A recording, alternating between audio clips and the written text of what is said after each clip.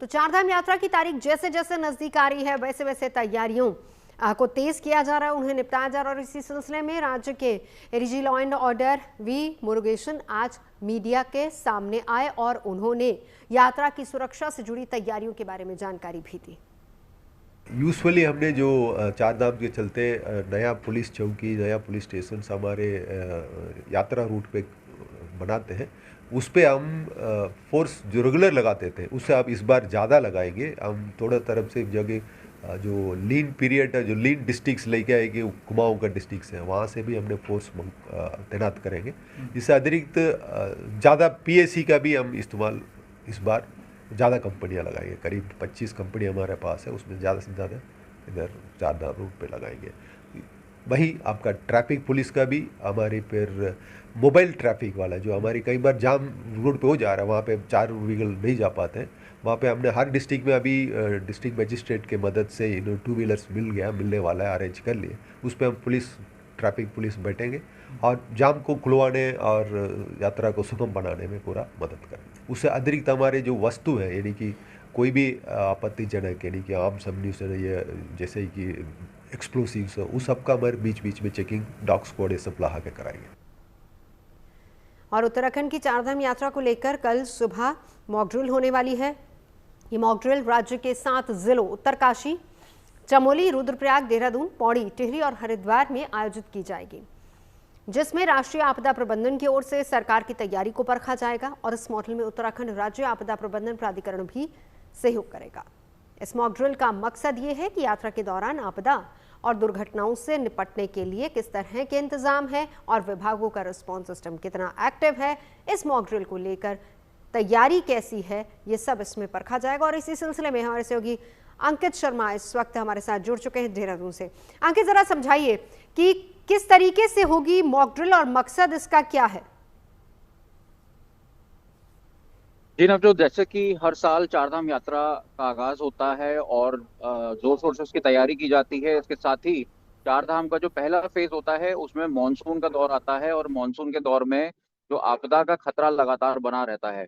इस आपदा के खतरे से निपटने के लिए, जैसे बीते साल 31 जुलाई को केदारनाथ में जो आपदा आई थी, उसके बाद कई तरीके के सवाल उठे थे कि सरकार तैयार नहीं थी और आपदा प्रबंधन विभाग जो है उसको लेकर भी सवाल उठे थे, क्योंकि सही टाइम पे रियल टाइम मॉनिटरिंग और रियल टाइम वार्निंग क्या नहीं दी गई थी। इसको लेकर भी तमाम तरीके के सवाल उठ रहे थे। अब जो ये मॉक ड्रिल की जा रही है, इसमें तमाम विभाग जो हैं वो साथ में आ रहे हैं और करीब 7 जिलों में 15 जगहों पर ये मॉक ड्रिल की जाएगी।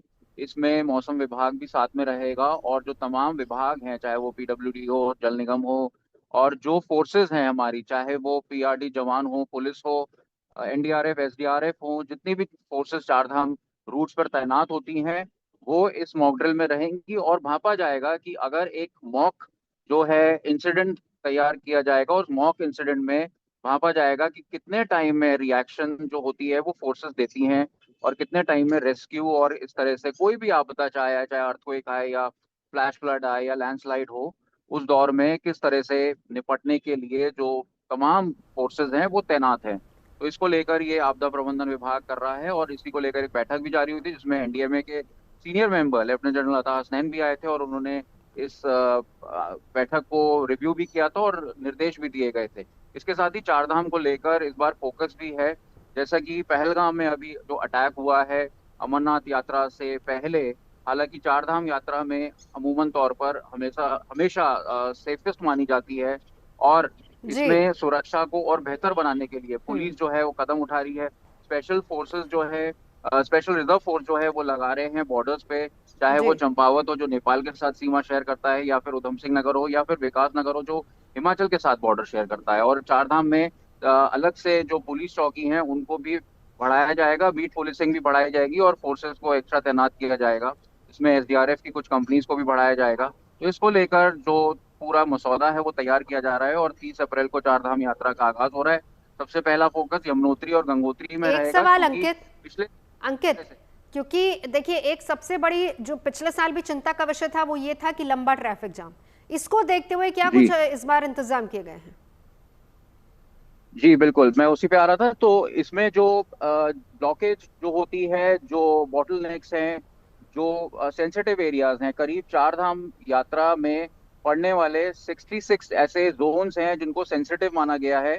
और इसको लेकर जो तैयारी है वो पुलिस विभाग के साथ मिलकर एसडीआरएफ, एनडीआरएफ और फॉरेस्ट ऑफिशियल्स भी साथ में करी है। और आपदा प्रबंधन विभाग ने भी तैयारी करी है कि यमुनोत्री गंगोत्री में पिछले साल जो भयावह दृश्य सामने आए थे, लोग कई घंटों तक जाम में फंसे रहे थे, इस बार ऐसा ना हो। तो पहले से ही एक ट्रैफिक मैपिंग बिल्कुल बनाई गई है जिसमें होल्डिंग पॉइंट्स भी बनाए गए हैं। गढ़वाल कमिश्नर ने हमें बताया था जी। कि बीच बीच में कई ऐसे होल्डिंग पॉइंट्स बनाए जहां पे यात्रियों को रोका जाएगा। बिल्कुल, नजर बनाए रखिए। शुक्रिया आपका इस पूरी जानकारी के लिए। अंकित हमारे सहयोगी पूरी जानकारी दे रहे थे।